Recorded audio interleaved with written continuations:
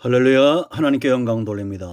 여러분 모두를 축복합니다. 여호와 이래 오늘도 분명 하나님께서 우리의 삶을 하나님이 기뻐하는 삶으로 이끌어 가실 것을 믿습니다. 자, 오늘은 마지막 예수님의 십자가에서의 마지막 음성, 7번째 음성입니다.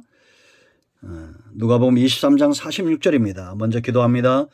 영광과 감사를 하나님 앞에 올려드립니다. 온 마음으로 하나님을 사랑합니다. 고난주간 예수님께서 십자가에서 말씀하신 그 복음의 음성을 우리가 듣게 하시고 주님의 삶을 보게 하시며 또한 우리의 삶을 깨닫게 하시니 감사합니다.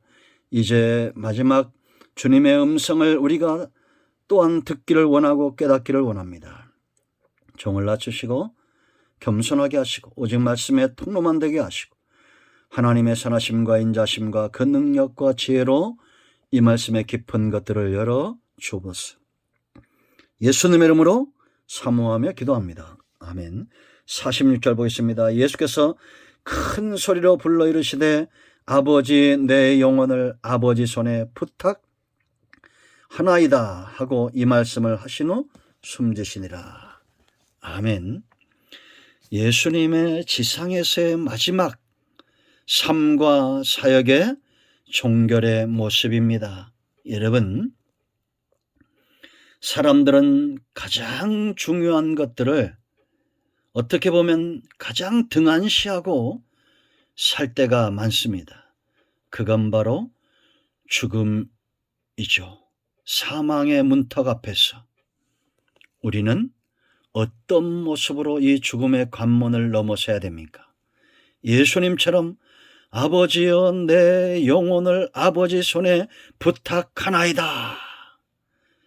저는 예수님처럼 이 고백이 저의 고백이길 원하고 우리 모두의 고백이길 원합니다. 우리가 하나님을 믿는 자라면 마땅히 마지막 순간에 어떤 말보다도 이 말씀이 중요할 겁니다. 나의 하나님 내 영혼을 아버지 손에 부탁합니다. 하나님으로부터 파송을 받고 이제는 하나님께로 돌아가는 것입니다. 이 마지막 모습, 하나님 앞에 부끄럽지 않은 모습으로 우리는 서야 될 줄로 믿습니다. 그러기 위해서 어떻게 해야 될까요? 로마서 11장 36절 말씀을 찾아보세요.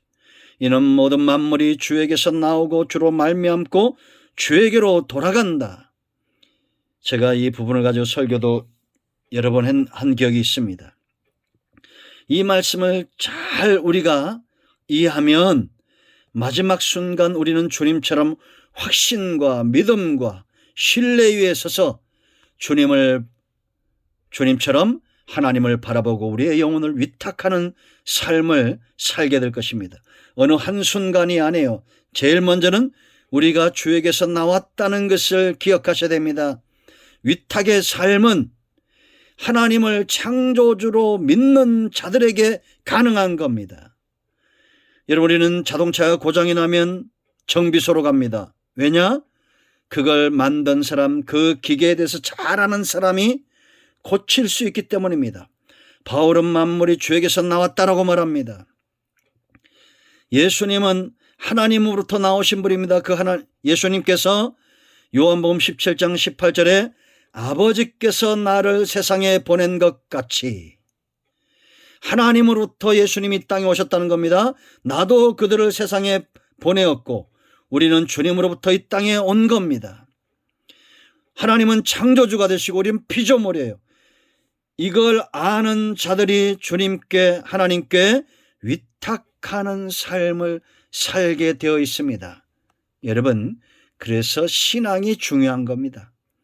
우리가 하나님을 잘 섬긴다는 것은 하나님과 하나 된 상태, 나무와 가지가 하나인 것처럼 하나 된 상태예요. 그렇게 하나님과 하나 되었을 때 우리의 모든 문제가 그 안에서 해결되는 것입니다. 하나님은 창조주고 우리는 피조물이라는 것 기억하십시오.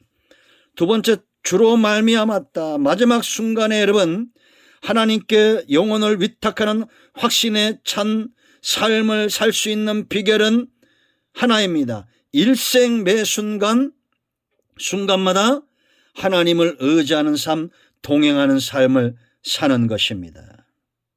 어느 날 갑자기 이 믿음이 생기는 게 아닙니다. 일생 주님과 동행하는 거예요. 그래서 요한복음 17장 16절 말씀 보면 내가 세상에 속하지 아니함 같이 그들도 세상에 속하지 아니하였사옵나이다 라고 말합니다. 우리가 세상에 한 다리, 하나님께 한 다리 놓고 동행이 가능합니까? 절대 가능하지 않습니다. 왜냐? 방향이 달라요. 하나님은 동으로 간다면 세상은 서로 갑니다. 그러면 가랭이가 찢어지겠죠. 우리는 하나님 앞에 온전히 주로 말미암고 주님과 동행, 한 배, 한 차에 타고 있어야 된다라는 겁니다. 같은 방향을 향해서 걸어가고 뛰고 서는 것이 동행입니다. 아멘. 그러므로 여러분, 주로 말미암고 현재의 삶입니다. 주에게서 나오고 과거였다면 현재는 주로 말미암고 살아가고 있어야 된다라는 겁니다. 세상에 속하지 마시고 하나님께 속하시길 축원드립니다. 마지막 세 번째, 주에게로 돌아간다. 모든 만물이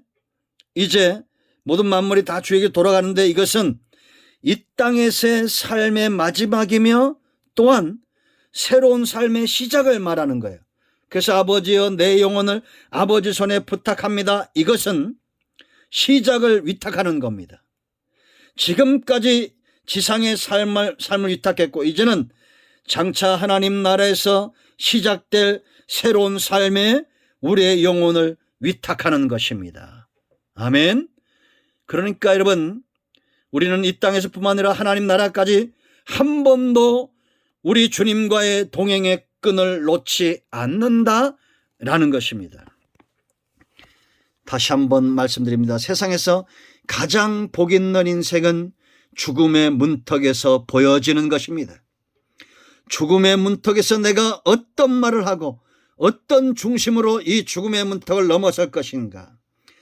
나의 하나님, 내 영혼을 아버지 손에 부탁합니다 하고 당당히 천국의 문을 들어서기를 원합니다.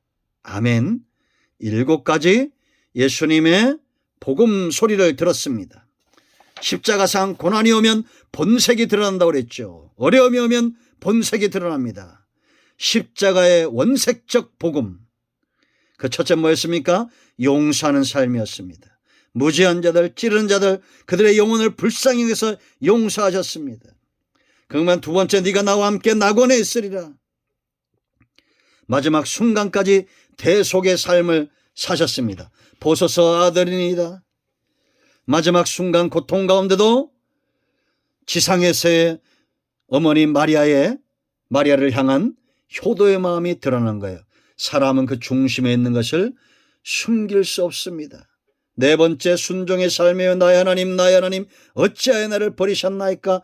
이건 철저한 인간의 대표로 이 땅에 오셨기 때문에 인류의 대표로 버림을 당했지만 이건 철저한 주님의 순종의 삶이었다. 대속의 삶으로 순종하셨다라는 겁니다.